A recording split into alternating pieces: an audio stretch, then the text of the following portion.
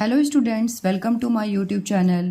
बेटा आज का हमारा टॉपिक हिंदी भाषा से रिलेटेड है, वर्ण और वर्णमाला। इस टॉपिक को मैंने क्यों लिया?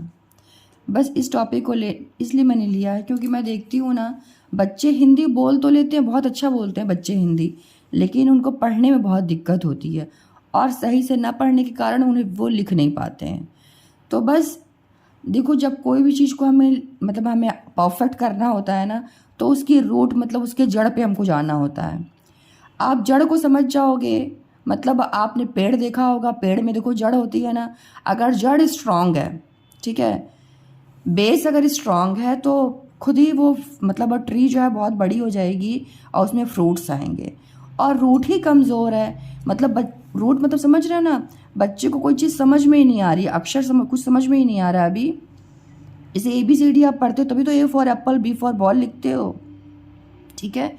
तो वैसे ही हमको हिंदी भी सही सही लिखने के लिए क्या है ना, कि हमें वर्णों का सही सही ज्ञान होना चाहिए। ओके, तो वर्ण क्या होते हैं? देखो, वर्ण मीन्स होता है बेटा अक्षर। जैसे देखो, मैं यहाँ लिखा हुआ है ना, वर्ण मीन्स लेटर्स। अब जैसे छोटी क्लास में आपने देखा होगा कि आपको वर्णमाला पढ़ाया गया होगा, उसमें स्वर पढ़ाए गए होंगे, अ, आ, इ, ई, उ, ऊ, री, ए, ओ, औ, अंग, आहा। ठीक है, इसको आप 2-3 बार रिपीट कीजिएगा तो आपको अच्छे समझ में आ जाएगा। ये प्रोनाउंसिएशन होता है बेटा। ओके, अब देखिए दूसरा क्या है, व्यंजन। अब व्यंजन को कैसे पढ़ते हैं? क, इसको का नहीं बोलते, क, ख, ग, घ, अंग, च, छ, ज, झ, इया, ट, ठ, ड, ढ, अड़ा, त, थ, द, ध, न, प, फ, ब, भ, म,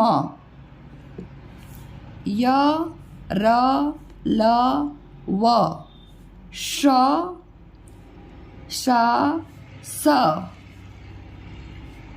ह, छ, त्र, ज्ञ, श्र। अब देखो, ये जो श है ना, इसको SH, इसको बोलते हैं श, श, ठीक है। ये है SHA, श। षटकोण होता है ना, षटकोण, षडानन, तो ये है श। ये है श, शक्कर, शक्कर, ठीक है। शुरू, शुरुआत, श। ओके, और बेटा सबसे इजी होता है ये वाला स, इसको बोलते हैं स, S। ओके, स, ये प्रोनाउंसिएशन है इसका, स।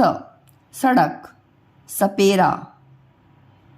ओके, अभी मैं डिटेल में बताऊंगी, पहले आपको ये समझ में आ गया ना। ये है बेटा स्वर और ये है व्यंजन, इसका सही उच्चारण आपको आना चाहिए।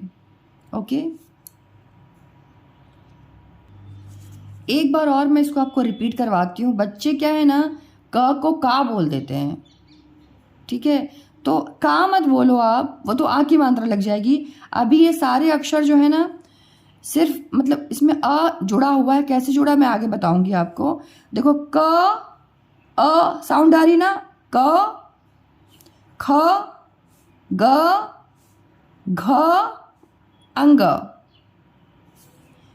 च, छ, ज, झ, इया, ट, ठ, ड, ढ, अड़ा, त, थ, द, ध, न, प, फ, ब, भ, म, य, र, ल, व, श, श, स, ह छ त्र ज्ञ श्र।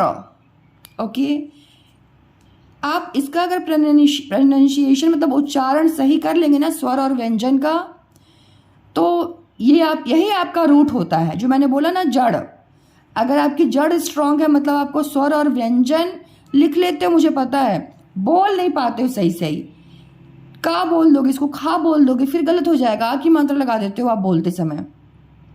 तो सही उच्चारण कीजिए आप स्वर और व्यंजन का, इसी को बोलते हैं बेटा रूट। ओके, तो ये आपका स्ट्रांग होना चाहिए। अगर आपका ये स्ट्रांग है फिर आपको आगे बहुत अच्छा समझ में आने वाला है। ओके, तो प्लीज़ इसको अपनी बुक में खोलिए और कभी भी आप ऐसे मत पढ़िए क कबूतर का, ख खरगोश का, ग गमले का, घ घड़ी का, क्योंकि जब आप इन अक्षरों को लिखना शुरू करेंगे ना तो आपको बाद में पहले सोचना पड़ेगा क से होता क्या है। ओके, तो प्लीज़ अगर आप बहुत छोटे बच्चे हैं तो बुक से पढ़िए, थोड़ा सा बड़े हो जाते हैं तो आप ऐसे पढ़ना शुरू कीजिए। ओके, अब देखिए, अब जब ये मैं आपको पढ़ाऊंगी ना, इसको आप सुनिए, आपको अच्छा लगेगा। वर्ण क्या होते हैं? वर्ण मीन्स होता है लेटर्स। ओके, तो लेटर्स क्या होंगे? देखो, वर्ण किसी भाषा की छोटी से छोटी ध्वनि को कहते हैं जिसके टुकड़े नहीं हो सकते। सबसे इंपॉर्टेंट लाइन ये है, जिसके टुकड़े नहीं हो सकते, उसी को हम वर्ण बोलते हैं। ओके, अब जैसे यहाँ पे देखो उदाहरण में क्या लिखा हुआ है, क्या केला शब्द के टुकड़े हो सकते हैं? तो हाँ, हो सकते हैं ना। केला शब्द के, जैसे आपने देखो, केला शब्द के टुकड़े करने के लिए पहले लिखना पड़ेगा क लिख दिया। अब क में कौन सी मात्रा जुड़ी हुई? अब क के नीचे हलंत क्यों लग गया? इसका मतलब होता है हाफ क है अभी, ठीक है, कंप्लीट क नहीं, हाफ क है। अब क प्लस ए की मात्रा लगी है ना ऊपर, तो वो ए के हो गया। क में ए की मात्रा लग गई तो के हो गया, प्लस ल, ये हो गया ल। अब ल में ये ल क्या है? अभी आपका हाफ है। ल प्लस ल में कौन सी मात्रा लगी है? आ की, तो आ हो गया ला, के ला। तो शायद आपको डिफ़िकल्टी होगी, बहुत छोटे बच्चे होंगे तो आप ये चीज़, ठीक है। तो देखो मैं बताती हूँ आपको। देखो बेटा, जो ये सारे, ये देखो आप, देखो जो ये व्यंजन होते हैं ना, मैंने आपको अभी पढ़ाया है, तो वहाँ पे तो हलंत नहीं था, ठीक है, लेकिन यहाँ पे हलंत है। इस हलंत का क्या मतलब होता है? हलंत का मतलब ये, इसको बोलते हैं हलंत बेटा। जो क के नीचे ऐसी लाइन खींची हुई है ना, इसको बोलते हैं हलंत। ये हलंत का मतलब होता है, ये क क्या है? आधा है, ख आधा है, ग आधा है, घ आधा है और अंग, च आधा, छ आधा, ज आधा। जब हलंत लगा देते तो आधा माना जाता है। ज आधा, झ आधा, य आधा, ट आधा, ठ आधा, ढ आधा, ड आधा, ढ आधा, ड़ आधा। ये भी होते हैं बेटा, ठीक है, लेकिन ट वर्ग में नहीं आएंगे ये। ओके, त आधा, थ आधा, द आधा, ध आधा और न आधा, प आधा, फ आधा, ब आधा, भ आधा, म आधा। यह आधा, आधा मैं क्यों बोल रही हूँ? हलंत लगा है ना, इसके कारण इसको यह हाफ गिना जाता है। ओके, र हलंत, ल हलंत, व हलंत, श हलंत, श, सा हलंत, स हलंत, ह हलंत। अब यहाँ से यहाँ तक आपने ह तक क्या देखा? हलंत है, मतलब ये हाफ है। अब हमको लिखना पड़ेगा, हमको अगर क को तोड़ना है, ठीक है, क को अगर हमको तो क हमको अगर मान लो हमको क कंप्लीट लिखना है, तो क कंप्लीट लिखने के लिए हम क्या करेंगे? क प्लस अ, क प्लस अ इज क। अब क्या हो गया? ये कंप्लीट क बन गया। यही ना आपने सीखा था। तो वो जो पीछे में मैंने पढ़ाया था आपको व्यंजन क, ये क कैसे बनता है? ये जब इसमें अ जुड़ जाता है, हाफ क में अ जुड़ जाता है, तो क्या बन जाता है बेटा? क। ओके, तो देखो ये हो गया आपका। अब आप बोलोगे मैम ये छ त्र ज्ञ श्र में क्यों नहीं है? इसलिए नहीं है क्योंकि ये संयुक्त व्यंजन है। ये जो छ है ना, ये खुद ही दो अक्षरों से मिलके बना हुआ है। ओके, अब दो अक्षरों से बना हुआ है। छ जो है ना बेटा, क और श से मिलके बनता है छ। ये आपको मैं आगे पढ़ाऊंगी। मतलब ये दो अक्षरों से ही सारे जो चार ये अक्षर है ना, ये दो दो अक्षरों से मिलके बनते हैं, इसलिए इनको बोलते हैं संयुक्त व्यंजन। और गृहीत क्या होता है? गृहीत भी बोलते हैं और इसको आगत भी बोलते हैं। जैसा भी आपकी बुक में होगा, सेम मीनिंग होती है दोनों की। ओके, आगत मतलब आए हुए, गृहीत मतलब ग्रहण किए हुए। तो इसको मैं अभी आगे आपको डिटेल से बताने वाली हूँ। चलिए अब देखिए, आप लिखा हुआ ना वर्ण क्या है, तो हिंदी भाषा की सबसे छोटी लिखित इकाई वर्ण कहलाती है। ओके, वर्ण का अर्थ अक्षर होता है, जैसे अ आ इ, और कंप्लीट मतलब स्वर रहेगा, और क ख ग आदि। यह हलंत के कारण, ये क के बीच में हलंत लगाया है, ठीक है। तो हलंत का मतलब क्या होता है? अभी ये हलंत मतलब होता है बेटा आधा हो गया है क मतलब क लिखने के लिए हमें उसमें अ जोड़ना होता है। जैसे क है ना, ये क कैसे बनता है? जब आधा क में अ जुड़ जाए तो बन जाता है क। अब आप बोलोगे मैम ये ठीक है, समझ में आ रहा है। अब इसका मतलब ये हुआ कि जो आपके मतलब अधिकांश स्वर है, मतलब क से ह तक के, या र ल व तक के, ठीक है। क से ह तक के जो जितने भी स्वर है वो क्या होते हैं बेटा? हाफ होते हैं, है ना, आधे होते हैं। अभी मैंने आपको दिखाया ना, तो उनमें अ जुड़ता है। जब क में अ जुड़ेगा तब वो बनेगा क। ओके, तो बस यही है, क में जब अ जुड़ेगा तो बन जाएगा क। क्योंकि देखो ह तक हो गया, ये सब आधे होते थे, जिसमें अ जुड़ता है तब होता है ह, ऐसा। अब छत्र ज्ञ के लिए मैंने बोला संयुक्त, दो दो इसमें व्यंजन जुड़े हुए होते हैं, ठीक है।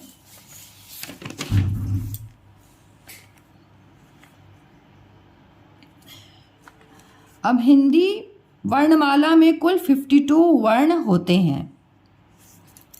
52 वर्ण कैसे मैंने काउंट करा दिया आपको, तो देखो, छोटी क्लास में अगर हो और स्वर लिखने को आता है तो आप लिख देना क से अह तक स्वर। ओके, क से अह तक स्वर होते हैं, लेकिन जैसे कि स्वर छोटी क्लास में हो, अगर LKG में हो और स्वर लिखने को आ गया तो क से अह तक आप लिखोगे, ठीक है। लेकिन थोड़ा और बड़ी क्लास में जाते हो, 3 तक, 3, 4 में, तो देखो यहाँ स्वर क्या होते हैं बेटा? अ से औ तक को स्वर बोलते हैं। 11 स्वर होते हैं, ठीक है। अ आ इ ई उ ऊ री ए ओ औ, ये 11 स्वर होते हैं, 11 स्वर होते हैं, ठीक है। और जो दो पीछे के होते हैं ना, अंग आह, इनको बोलते हैं अयोगवाह, ठीक है, इनको बोलते हैं अयोगवाह। अब अयोगवाह बोलते हैं इनको। तो अब देखो ये जो है अंग, मतलब इसको दोनों को अगर हम मिला देना, अंग आह, मिला देने का मतलब ये नहीं, इसको कंप्लीट अगर हमको बोलना हो कि अंग आह क्या है, तो हम बोलेंगे अयोगवाह। लेकिन इसका अलग अलग नाम क्या है?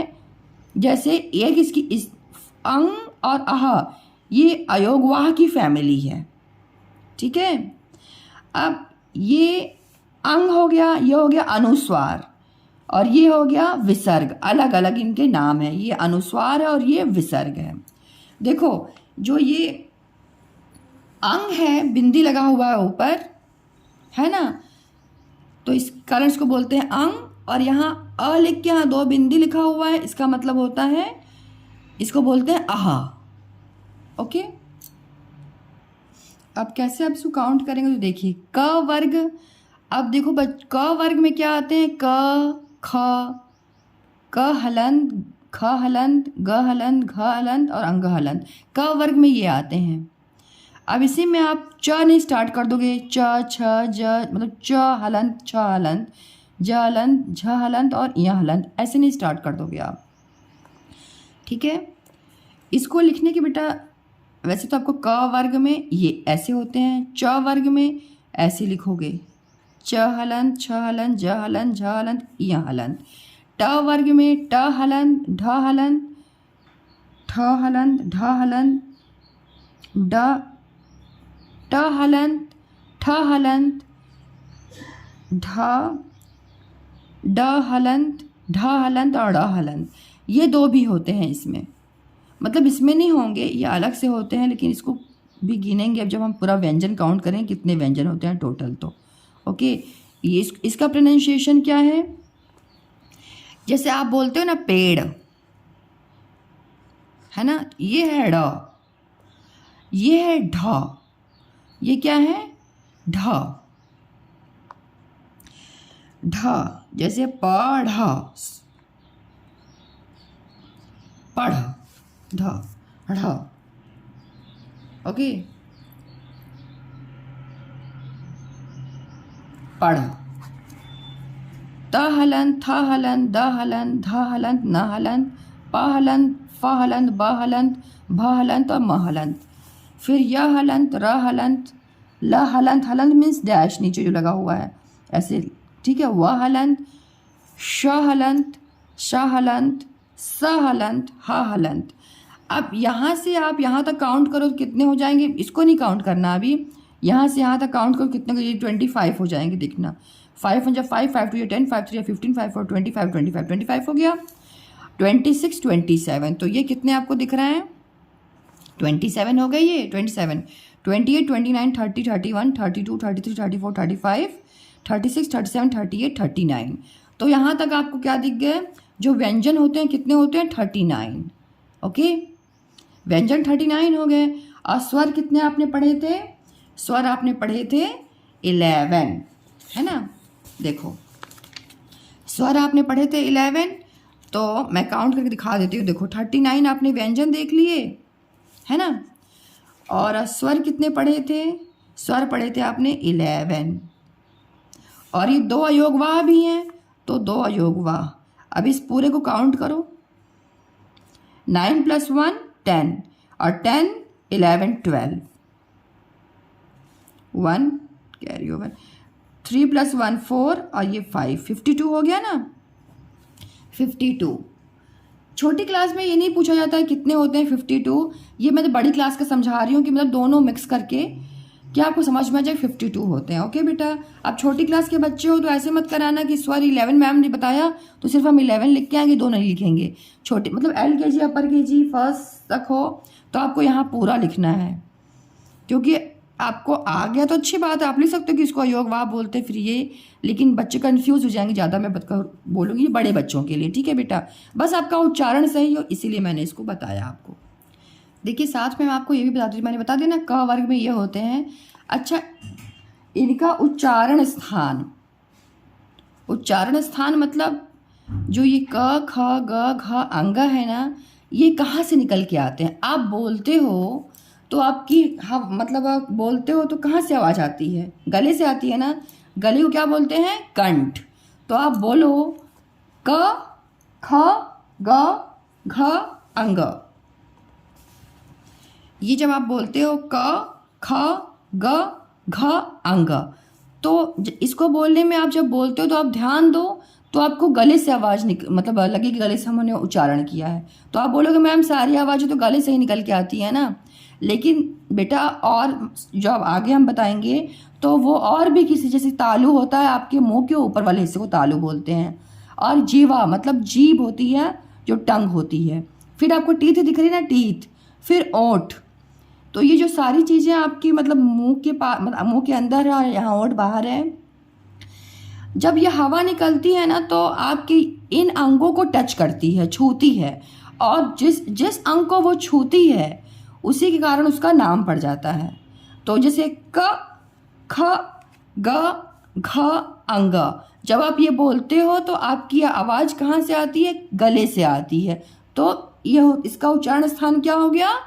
कंठ। ठीक है, कंठ स्थान मतलब कंठ से आवाज आई। फिर देखो मैंने यहाँ पे लिख भी दिया है कंठ। ठीक है, उच्चारण स्थान क्या हो गया? कंठ, गले से आ गई। अब यहाँ पे लिखा हुआ है च, ये चा नहीं है, च आ की मात्रा तो नहीं है, च ऐसे बोलो, च छ ज झ इया। अब आप बोलो बेटा च, मेरे साथ बोलो, च छ ज झ इया। तो क्या हो रहा है इस वक्त? आपकी जो टंग है, मतलब जो आपकी जीभ है, वो आपके तालु स्थान को छू रही है। तो पूछोगे आप तालु क्या होता है? मुंह के जो ऊपर वाला हिस्सा होता है ना, मतलब टंग के ऊपर जो हिस्सा होता है उसको वो टच कर रही है। च छ ज झ। देखो बार बार जितनी बार आप जब उसको उच्चारण कर रहे हो तो उतनी बार च छुआ, टच किया, छ ज झ इया। तो इस कारण इसका नाम हो गया तालु। मतलब तालु से ये उच्चारण स्थान क्या है इसका? तालु। तालु को बार बार ये टच कर रही है, इसलिए इसका नाम उच्चारण स्थान इसका तालु हो गया। अब है देखो थर्ड पढ़ो, ट ठ ड ढ अण। तो ट ठ, अब ट बोल रहे हो तो आपकी जो जीभ है वो थोड़ा सा मुड़ गई है, मतलब कि ऊपर डायरेक्ट टच नहीं कर रही, थोड़ा कर्व ले रही है अभी। ट ठ देखो कर्व ली ना, आगे वाली जो जीभ है वो पीछे थोड़ा सा कर्व ली, मतलब मुड़ी।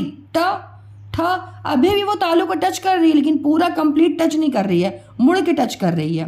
ट ठ ड मूर्धा स्थान, इसी वजह से इसको बोलते हैं मूर्धा स्थान। समझ में आ गया? ट ठ ड ढ अड़ा। ओके, फिर देखो क्या लिखा हुआ है। अब है ये त। त त बोलो, त त त बोला आपने, तो त जब बोलते हो तो क्या हो रहा है? आपकी जो जीभ है, जो टंग है, वो किसको टच कर रही है? त त। फ्री होके बोलो एकदम, त। तो त जब बोलते हो तो किसको टच कर रही है? दांत को। त थ, जबरदस्ती मत मारो कि हमको टच कराना है क्योंकि मैम बोल रही है, मैं बोल नहीं रही हूँ, आप एकदम नॉर्मली फ्री होके बोलो। थ द ध न। तो क्या हुआ? स्पर्श किया ना दांत को, तो इस वजह से इसका नाम हो जाता, इसका उच्चारण स्थान क्या हो गया? दंत। हवा जो है इसको टच कर, मतलब कि जीभ टच कर रही है। ठीक है, तो दंत स्थान हो गया। इसको दंत, उच्चारण स्थान इसका क्या है? दंत। अब है प, बोलो प प।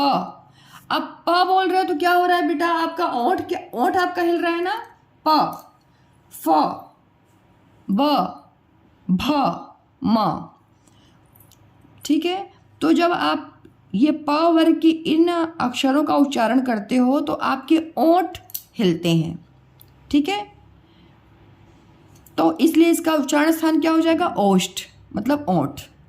ओके, चलो अब इसको बोलते हैं अंतस्थ व्यंजन, या र ल व। क्यों इसको अंतस्थ बोलते हैं? क्योंकि ये जो होते हैं ना बेटा, ये जो चार व्यंजन है, इसको जब उच्चारण आप करते हो तो आपके गले से वायु बाहर निकलती है और वो बिल्कुल मुंह से बाहर निकल जाती है, किसी स्थान को वो टच नहीं करती है। बोलो या र ल व, या र ल व।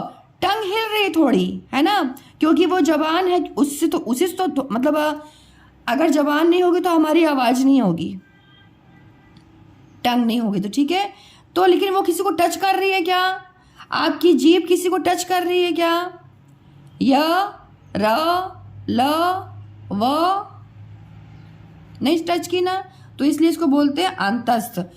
गले से वायु मतलब हवा बाहर निकली और बिल्कुल बाहर निकल गई, कहीं उसको कोई रुकावट नहीं आई, उसने किसी चीज़ को टच नहीं किया, है ना। तो इसलिए इसको बोलते हैं अंतस्थ। अब है ऊष्म। अब देखो आपने ये है ना श, स, यह श, सॉरी ये श नहीं है, ये क्या है श। आप देखो, आपको ये मैं भी कभी कंफ्यूज होती हूँ जब बोलने लगती हूँ तो, जैसे यहाँ पे पढ़ा रही हूँ ना, देखो आप ध्यान से, ये है श, ठीक है, श, शक्कर, श, ये और ये है बेटा स, श, स, ठीक है, ये है स। ये दोनों समझ जाओ अच्छे से, क्योंकि इन्हीं दोनों का ज़्यादा उच्चारण होता है, ये बहुत कम होता है। यह है श, यह है श, यह है स, श से शक्कर। शुरू, श वर्ड आया ना, और ये है स, सपेरा, स, ओके। और यह है बेटा श, षडानन, ओके। तो ये हो गया आपका। अब है ये संयुक्त व्यंजन। संयुक्त व्यंजन क्या होते हैं? छ, त्र, ज्ञ, श्र। इनको संयुक्त क्यों बोलते हैं? मैंने आपको पहले बताया था ना अभी, कि इसलिए संयुक्त बोलते हैं क्योंकि इसमें दो व्यंजन को जोड़ के ये बनता है छ, ठीक है। तो आधा क के नीचे हलंत लगा दिया तो हाफ का माना जाता है ये, आधा क प्लस श, ये दोनों को जब जोड़ते हैं तो बन जाता है छ, इसलिए इसको बोलते हैं संयुक्त व्यंजन। त्र के लिए अब आप बोलोगे मैम कैसे ये याद रहेगा? क और श, ठीक है, तोड़ने पे, क्योंकि बहुत बड़ी क्लास में भी जाओगे ना, थोड़ा बड़ी क्लास में, तो उसको आपको तोड़ने को हो सकता आ जाए, मतलब ब्रेक करने को, विभक्त तोड़, ठीक है। तो छ को छ कैसे लिखते हो? छ मीन्स के, ठीक है, छ, ठीक, छ क प्लस श से बनता है छ। क मतलब के। अब छ लिखना हो तो क्या लिखोगे? छ, के एस एच, छ। तो वही के फॉर मतलब के से क बन गया, अच्छा सी, श, एस एच से श बन गया, श, ठीक है। ये करना नहीं है, मैं समझाने के लिए बोल रही हूँ। त्र, त्र, त्र आपको लिखना होता है इंग्लिश में, तो कैसे लिखते हो? त्र, टी आर ए, ऐसे लिखते हो ना। तो देखो, टी को हिंदी में त बोलते हैं, और र, ये र हो गया, र। ज्ञ, ज और इया जब जुड़ जाता है तो बन जाता है ज्ञ, और श्र जब श और र जुड़ जाता है तो बन जाता है श्र। दो व्यंजनों के जोड़ने के कारण इसको बोलते हैं संयुक्त व्यंजन। अब देखो बेटा, आपने स्वर सीख लिया, व्यंजन सीख लिया। व्यंजन में भी एक ये पार्ट मैंने अपनी साइड में बताया, दिखाया था आपको। ये देखो, आप जब स्वर पढ़ते हो तो ड पढ़ते हो और ढ पढ़ते हो, स्वर में आता है, सॉरी व्यंजन में आता है ना ये दो, लेकिन उसके नीचे बिंदी नहीं रहता है। तो ये जो बिंदी है, इस बिंदी के कारण ये जो है उत्क्षिप्त व्यंजन कहलाता है, ठीक है, उत्क्षिप्त व्यंजन कहलाता है। जैसे आप पेड़ लिखते हो, आपने क्या लिख दिया? पेड़। अब आपने पे ऐसे छोड़ दिया लिख के पेड़, तो ये पेड़ ड पढ़ा जाएगा, ठीक है। अब इस पेड़ लिखने के लिए क्या करेंगे? पे लिख दिया, फिर ऐसे ड बनाएंगे, तब पेड़ होगा। तो ये राइट है, ये रॉन्ग है। बस सिर्फ देखो बिंदी की वजह से कितना अलग हो गया, मतलब रॉन्ग हो गया आपका, है ना। तो इसी को ध्यान रखना। ये है बेटा ड और ये है ढ, ठीक है। ये दो आपको अब ध्यान रखना, बड़ी क्लास में जा रहे हो ना, तो इसी को ध्यान रखना है आपको। ये दोनों वर्ण जो आपने क ख ग घ पढ़ा अभी व्यंजन में पीछे, उसमें ड आता है और ढ आता है, इससे ये अलग है। ठीक है। अब जैसे देखो यहाँ लिखा हुआ है बूढ़ापा, यह है बुढ़ापा और यह है बूढ़ापा। तो कौन सा राइट है? ये वाला राइट है, बुढ़ापा होता है, बूढ़ापा नहीं होता है। क्या क्या इस दोनों में अंतर हो गया? बस बिंदी का अंतर, बिंदी को बोलते हैं नुक्ता। ठीक है, इस बिंदी के कारण ही ये गलत पढ़ा जाने लगा। तो इतना इम्पोर्टेंट है इस बिंदी का। ओके, मतलब नुक्ते का। घोड़ा, यह है घोड़ा और यह है घोड़ा। तो घोड़ा बोलते हो कि घोड़ा बोलते हो? तो ये क्या हो गया? गलत हो गया। घोड़ा नहीं होता है, घोड़ा होता है। आए समझ में कितना इंपॉर्टेंट है ये बिंदी? तो इसको बोलते हैं उत्क्षिप्त व्यंजन। ओके, इतना नहीं, अगर आपको इतना ज़्यादा डिटेल में नहीं करना है, ये तो बड़ी क्लास के लिए मैं बता रही हूँ, तो आप बस ये याद रखो कि इसको बोलते हैं ड़, इसको बोलते हैं ढ। और कैसे ही याद रहेगा, उच्चारण में भी दिक्कत आती है। आप ये एग्जाम्पल लिख लेना बेटा, जैसे पेड़, मैंने बताया ना पेड़, और इसके लिए ढ के लिए प ढ, पढ़ ढ। आई समझ में? तो जब आप ऐसे लिख लोगे ना शब्द को, तो आपको ईजी हो जाएगा पढ़ना। मतलब ये दो चीज़ नहीं है। ठीक है, ओके। अब देखो आगत स्वर, ये आगत स्वर क्या होते हैं? स्वर आपने पढ़ा अभी कि 11 स्वर होते हैं, 2 योगवाह होते हैं। ठीक है, तो भाई आगत स्वर क्या है? ये कौन नई चीज़ है? देखो नई चीज़ ये है कि आगत मतलब आए हुए। ये स्वर हिंदी में आए हैं बाहर से। कौन लाया? जब देखो आगत स्वर अरबी फारसी के प्रभाव से आए हैं, इनकी संख्या केवल 1 होती है। ये स्वर है आ। जैसे देखो, अब विदेशी आपके यहाँ आए थे, तो अपने साथ साथ वो क्या लाए? अपनी भाषा को भी लेकर के यहाँ पे आ गए। तो आप आ पढ़े हो ना, स्वर में आ तो पढ़ा है आपने, स्वर में आ पढ़ा है ना बेटा। अगर इसको मैं छुपा दूं तो स्वर में आ पढ़ा है ना आपने। आ के ऊपर ये चंद्र सिर्फ लग गया। आगत स्वर वही होते हैं जो आ के ऊपर चंद्र लग जाए, उसको बोलते हैं आगत स्वर। अब आपके ये लोग आए विदेशी लोग, ठीक है। अब वो बोलने लगे डॉक्टर। देखो ये है डॉक्टर, ये है डॉक्टर और ये है डॉक्टर। तो हम डॉक्टर बोलते हैं, यह है डॉक्टर, और यह है डॉक्टर, और यह है डॉक्टर।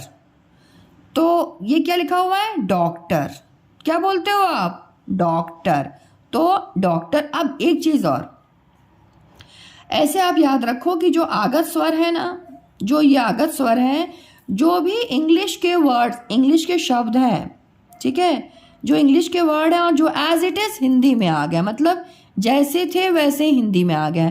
अब डॉक्टर, डॉक्टर इंग्लिश में भी बोलते हो और हिंदी में भी बोलते हो, तो इस वजह से यहाँ पे हो गया डा के ऊपर ये बिंदी, ये चंद्र लग जाएगा, डॉक्टर। ठीक है, मतलब डॉक्टर का कोई हिंदी नहीं है। ओके, हिंदी शब्द में हम हिंदी में भी डॉक्टर ही बोलते हैं और इंग्लिश में भी डॉक्टर बोलते हैं। तो हम डॉक्टर नहीं लिखेंगे और डॉक्टर नहीं लिखेंगे, हम क्या लिखेंगे? डॉक्टर। ओके, अब देखो समझ में आ रहा है? It is right and this is wrong. सिर्फ चांद जो आपने बना दिया ना, चांद, सॉरी ऐसे बस चांद, बिंदी नहीं लगाना, बस ऐसे चांद, ठीक है, वो ऐसा। अब है कॉलेज। देखो यहाँ पे क्या लिखा हुआ है? कॉलेज। क्या लिखा हुआ है? कॉलेज। और ये लिखा हुआ है कॉलेज। तो कॉलेज बोलते हो कि कॉलेज बोलते हो कि कॉलेज बोलते हो? कॉलेज। इंग्लिश में क्या हम बोलते हैं कि हम कॉलेज पढ़ने जा रहे हैं, ठीक है, तो ये है कॉलेज। कॉलेज नहीं बोलते हैं, कॉलेज नहीं बोलते हैं, कॉलेज। इंग्लिश का वर्ड है, हिंदी में आ गया, इस वजह से ये यहाँ पे लग गया। ओके, अच्छा ये देखो ये क्या है? ये है डॉलर, डॉलर। ये है डॉलर, डॉलर। और ये है डॉलर। ये डॉलर क्या होता है? जैसे आपकी इंडियन करेंसी है रुपी, ठीक है। तो फॉरेन में जाओगे तो वहाँ पे डॉलर में पैसे को डॉलर बोला जाता है। ओके, तो डॉलर। ओके, तो ये है डॉलर, डॉलर नहीं बोलते, डॉलर नहीं बोलते। मतलब जो आ वर्ड आया ना, आ और ओ के बीच में आता है ये, आ और ओ के बीच में, डॉलर नहीं, डॉलर नहीं, डॉलर। अब देखो आप जब उच्चारण कर रहे हो तो ये थोड़ा सा सुनने में मधुर लग रहा है ना, अच्छा लग रहा है ना। तो इस वजह से मतलब इसको हिंदी में ये और ये ना लिख करके इस रूप में हम लोगों ने स्वीकार कर लिया। उन्होंने बोला चलो ठीक है, हम इंग्लिश के शब्दों को भी हिंदी में डाल लेते। तो उसको उन्होंने चेंज नहीं किया, उसको एज इट इज़ रख लिया। ठीक है, तो ये चीज़ हो गई। ये तो आगत स्वर हो गए। अब आगत व्यंजन भी है। आगत व्यंजन, व्यंजन तो आपने पीछे सीख लिया है ना, क से लेके श्रीमान तक का सीख लिया ना बेटा।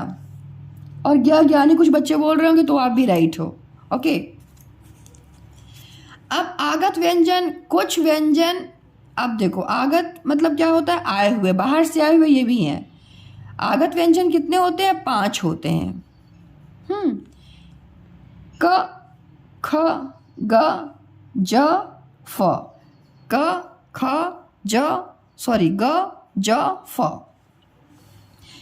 अब आपने जब, अगर मैं यहाँ से बिंदी हटा दूँ, ये अगर बिंदियाँ मैं हटा दूँ इसमें से, तो आप क, ख, ग, ज, का नहीं बोला मैंने, क बोला, क, ख, ग, ज, फ। ये तो आप पढ़े हो, है ना।